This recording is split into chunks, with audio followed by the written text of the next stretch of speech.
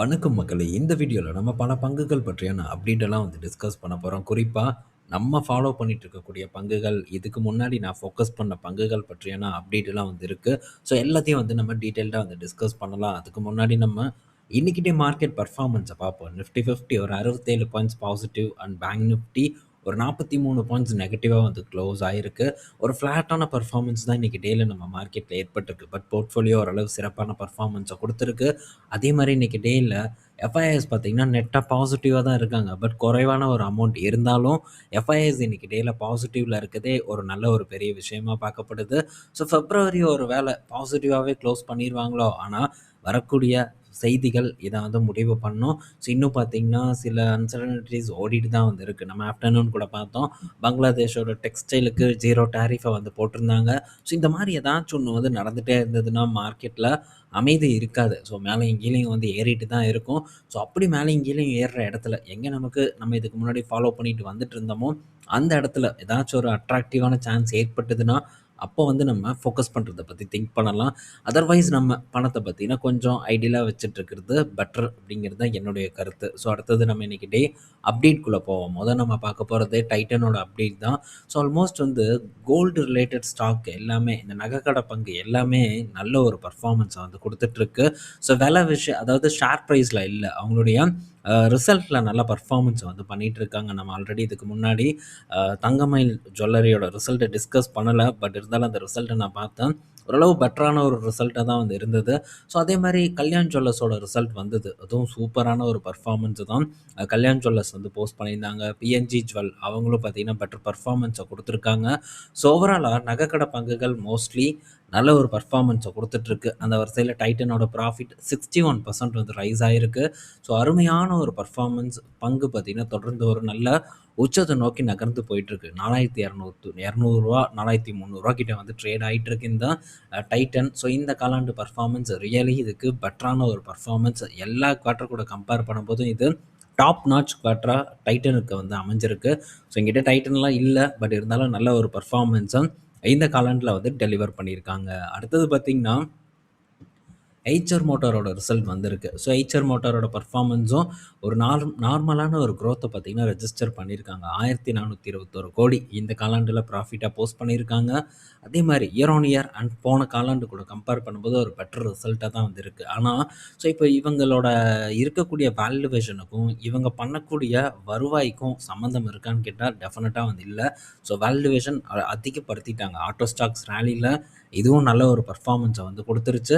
But என்னைக்கு இதெல்லாம் correct ஆகும் தெரியாது. ஸோ இதெல்லாம் நான் ரொம்ப ஒரு பெர்ஃபார்ம் பண்ணாத ஒரு சூழ்நிலையில நான் பார்த்துருக்கேன். நான் இதில ஸ்விங் பண்ணியிருக்கேன். ஆனா, இந்த ஸ்டாக்க நான் லாங் டெர்ம்க்கு வாங்குனதில்ல. ரூ. 2200 அந்த ரேஞ்ச் கிட்ட பார்த்தீங்கன்னா, நான் இந்த ஸ்டாக்ல நெறைய டைம் ஸ்விங் பண்ணியிருக்கேன். பட் அத லாங் டெர்ம்க்கு நான் அந்த டைம்ல இத கன்வெர்ட் பண்ணல. மேபி கன்வெர்ட் பண்ணியிருந்தா இன்னும் அந்த பங்கு பெட்டர் ரிட்டர்ன் குடுத்துருக்கும். ஆனா, ஸ்விங் பண்ணதும் ஒரு வகையில நல்லது தான். ஸோ பல விஷயங்கள கத்துக்கிருக்கேன். அதே மாரி நல்ல ஒரு கேப்பிட்டலும் பார்த்தீங்கன்னா, இந்த ஸ்விங் ட்ரேட் மூலியமா உருவாயிருக்கு. ஸோ எக்ஸ்பீரியன்ஸ் தான் பார்த்தீங்கன்னா, மார்க்கெட்ல நின்னு பேசும். ஸோ முடிஞ்ச அளவுக்கு சீக்கிரமா எவ்வளோக்கு எவ்வளோ சீக்கிரமா எக்ஸ்பீரியன்ஸ் கெயின் பண்ண முடியுமோ, ஸோ கெயின் பண்ணிட்டே வருவோம். அது கண்டிப்பா நமக்கு ஒரு நீண்ட கால இன்வெஸ்ட்மென்ட்டுக்கு ஒரு நல்ல ஒரு பயன் அளிக்கும்ங்கிறதுல சந்தேகமே இல்ல. ஸோ தொடர்ந்து லேர்ன் பண்ணிட்டே வரலாம். அடுத்தது எல்ஐசி கிட்ட இருந்து அப்டேட்டு. ஸோ போர்ட்ஃபோலியோ ரீஷஃபில் நடந்திருக்கு. சில இடத்துல வெயிட்டேஜ கம்மி பண்ணியிருக்காங்க. சில இடத்துல வெயிட்டேஜ அதிகப்படுத்தியிருக்காங்க. அப்படி பார்க்கும்போது ஸோ ஃபர்ஸ்ட் சோர்ஸ்ல பெரிய அளவுக்கு எல்ஐசி அவங்களுடைய ஷேர் ஹோல்டிங்க டிக்ரீஸ் பண்ணியிருக்காங்க. அத தாண்டி யூபிஎல் நெக்ஸ்ட்டு இந்த மெட்டல் செக்டார் பங்குகளான ஹிண்டால்கோ, நால்கோ, செயிலு, வேதாந்தா போன்ற பங்குகள்லயும் இவங்களுடைய வெயிட்டேஜ கம்மி பண்ணியிருக்காங்க.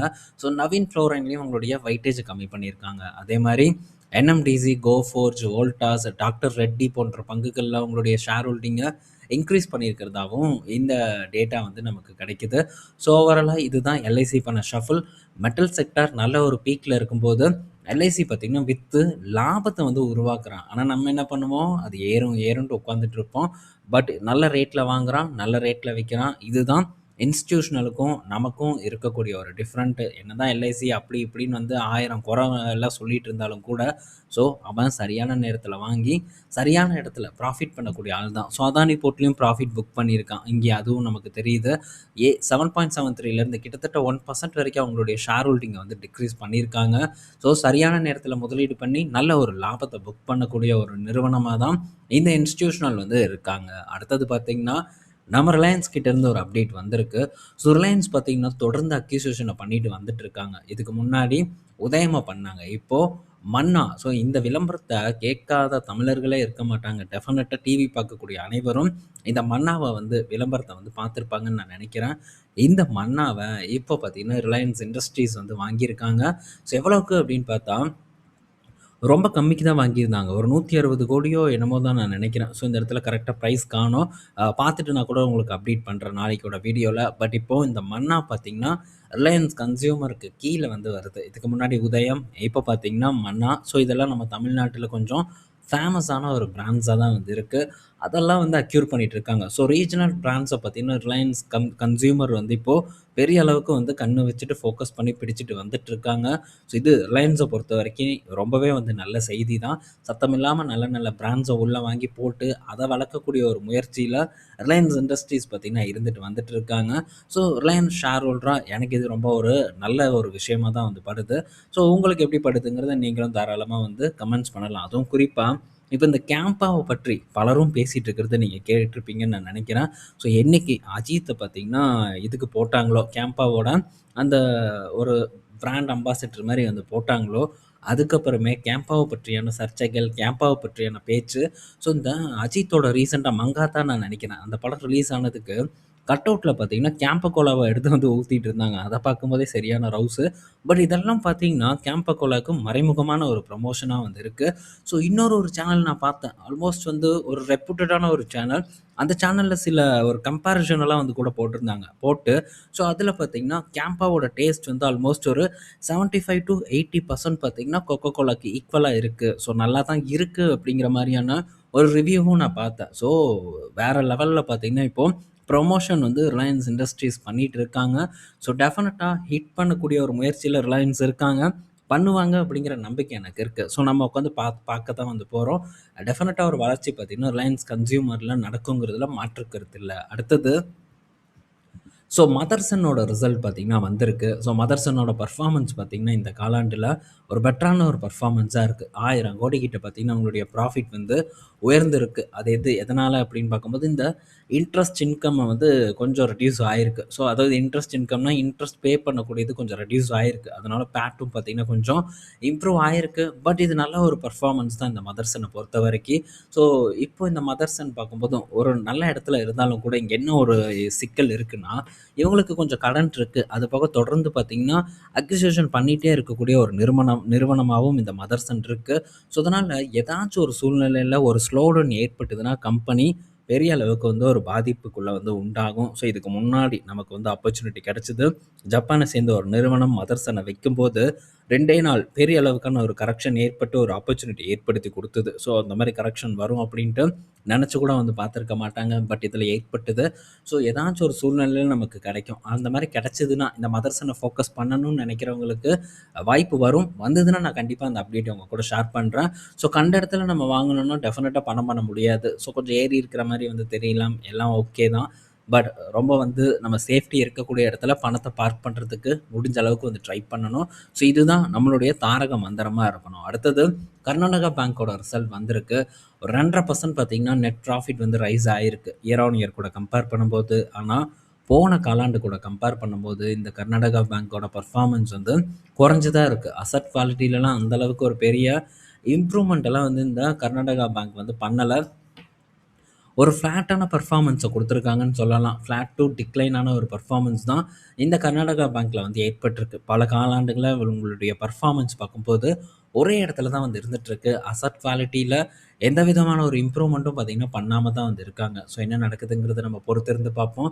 ஸோ ஏறாத ஒரு பங்குனா இப்போதைக்கு கர்நாடகா பேங்க் இருக்கு. எனக்கு தெரிஞ்சு மேபி இது ஏறினாலும் இது ஏறலாம். எப்படி இப்போ தமிழ்நாடு மெர்கன்டைல் பேங்க் ஒரு பெர்ஃபார்மன்ஸை பண்ணிட்டு இருக்கோ, அதே மாரியான ஒரு பெர்ஃபார்மன்ஸை வந்து போஸ்ட் பண்ணலாம். ஸோ வாய்ப்புகள் அதிகமா இருக்கக்கூடிய ஒரு ஸ்பேஸா வங்கி பங்குகள் இருக்கு. அதே மாரி சென்ட்ரல் பேங்க் ஆஃப் இந்தியா பத்தி கேட்டாங்க. இதுவும் பார்த்தீங்கன்னா, ஒரு ஒரு கன்சாலிடேட்டடான ஒரு ஃப்ளாட்டான பெர்ஃபார்மன்ஸ் குடுக்கக்கூடிய ஒரு பிஎஸ்யூ வங்கி பங்கா தான் வந்து இருக்கு. இவனும் பார்த்தீங்கன்னா, ரொம்ப நாளா வந்து பெர்ஃபார்ம் பண்ணாம இருக்கான். இவனும் ஒரு பெர்ஃபார்மன்ஸ் பண்றதுக்கான வாய்ப்பு அதிகமா இருக்குன்னு நான் எக்ஸ்பெக்ட் பண்றேன். பட் என்னைக்கு பண்ணுவான்னு தெரியாது. இத பொறுத்தவரைக்கும் ரிஸ்க் எல்லாம் கொஞ்சம் அதிகமா வைக்கிற மாரி தான் வந்து இருக்கும்.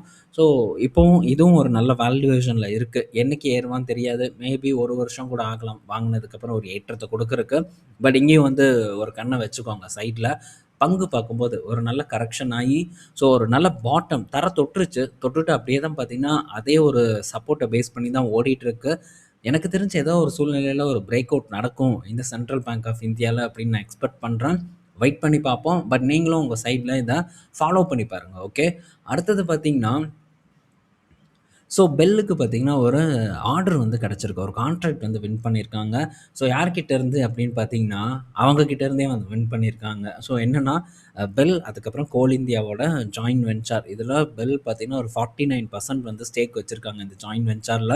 51% பார்த்தீங்கன்னா, கோல் இந்தியா வச்சிருக்காங்க. ஸோ இந்த கோல் கேசிஃபிகேஷன் ப்ராஜெக்ட் பார்த்தீங்கன்னா, இவங்களுக்கே வந்து குடுத்துக்கிட்டாங்க.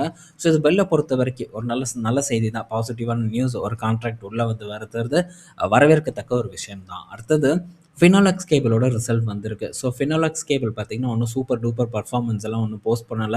இயர் ஆன் இயர் பார்க்கும்போது ஒரு 164 கோடி ப்ராஃபிட்டா போஸ்ட் பண்ணியிருக்காங்க.